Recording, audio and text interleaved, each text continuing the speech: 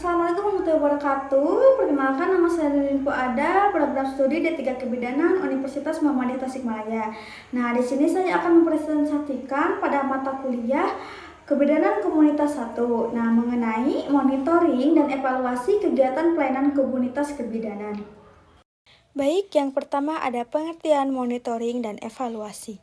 Yang pertama ada monitoring.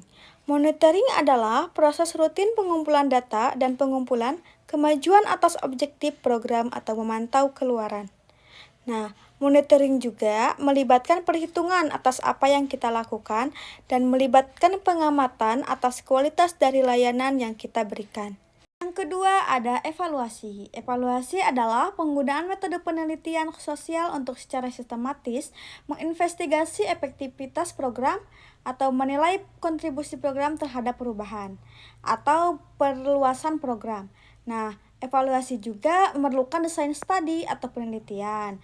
Terkadang membutuhkan kelompok kontrol atau kelompok perbandingan, melibatkan pengukuran seiring dengan berjalannya waktu, dan melibatkan studi atau penelitian khusus. Yang kedua ada perbedaan dan persamaan monitoring dan evaluasi. Yang pertama, kaitannya antara monitoring dan evaluasi adalah evaluasi memerlukan hasil dari monitoring dan digunakan untuk kontribusi program. Kemudian yang kedua, monitoring bersifat spesifik program, sedangkan evaluasi tidak hanya dipengaruhi oleh program itu sendiri, melainkan variabel-variabel dari luar. Yang ketiga ada monitoring dan evaluasi kegiatan pelayanan kebidanan di komunitas. Adapun pengertiannya yang pertama, register kohort adalah sumber data pelayanan ibu hamil, ibu nipas, neonatal, bayi dan balita. Kemudian yang kedua ada tujuan untuk mengidentifikasi masalah kesehatan ibu dan neonatal yang terdeteksi di rumah tangga yang teridentifikasi dari data bidan. Selanjutnya ada jenis register kohort. Yang pertama ada register kohort ibu. Register kohort ibu merupakan sumber data pelayanan ibu, ibu hamil, ibu bersalin, serta keadaan atau resiko yang dipunyai ibu yang diorganisir sedemikian rupa yang di pengkoleksiannya itu melibatkan kader dan dukun bayi di wilayahnya setiap bulannya. Nah, yang mana informasinya pada saat ini lebih difokuskan pada kesehatan ibu dan bayi baru lahir tanpa adanya duplikasi informasi. Kemudian yang kedua ada register kohort bayi, merupakan sumber data pelayanan kesehatan bayi termasuk neonatal. Nah, yang ketiga ada register kohort balita. Nah, merupakan sumber data pelayanan kesehatan balita umur 12 bulan sampai dengan umur 5 tahun. Pendataan suatu masyarakat yang baik bila mana dilakukan oleh komponen yang merupakan bagian dari komunitas masyarakat, karena merekalah yang paling dekat dan mengetahui situasi serta keadaan dari masyarakat tersebut. Nah, sumber daya masyarakat itu adalah kader, dukun bayi, serta tokoh masyarakat. Nah, bersama-sama dengan bidan desa juga, pendataan ibu hamil, ibu bersalin, neonatal, bayi dan balita dapat dilakukan juga. Dengan mendata seluruh ibu hamil yang ada di suatu komunitas tanpa terlewatkan yang dilakukan oleh kader dan dukun bayi. Kemudian bidan desa juga memasukkan seluruh data ibu hamil ke dalam kohort yang telah disediakan di puskesmas sehingga data yang ada di desa pun bisa diakses di puskesmas. Baik, adapun cara pengisian kohort ibu. Nah, bisa dilihat di sini ada kolom 1 sampai kolom 59.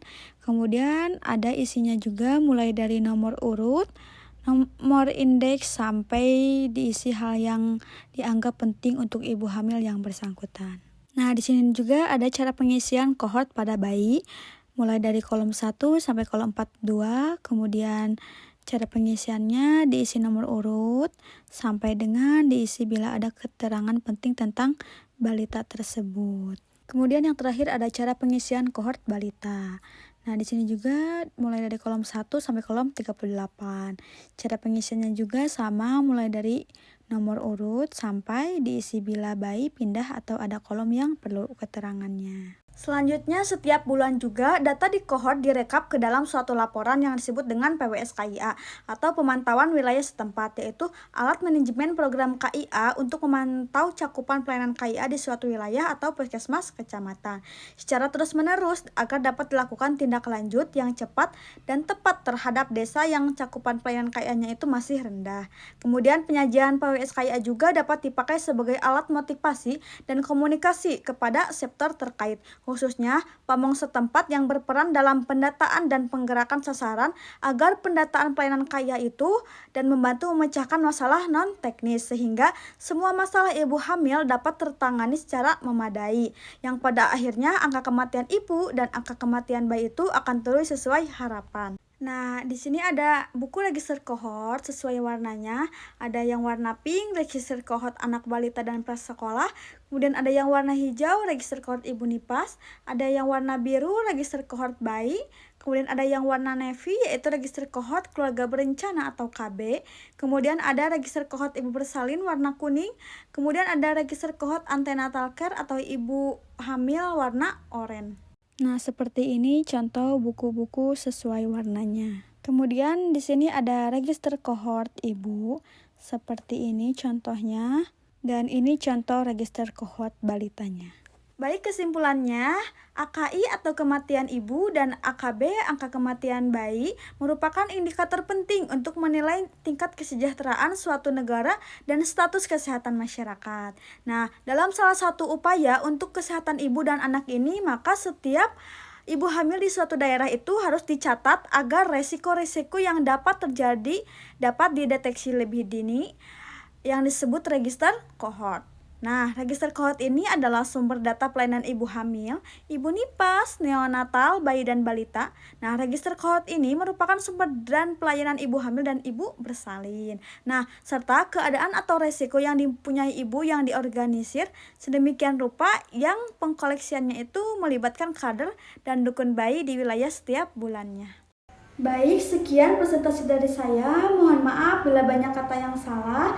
Terima kasih. Wassalamualaikum warahmatullahi wabarakatuh.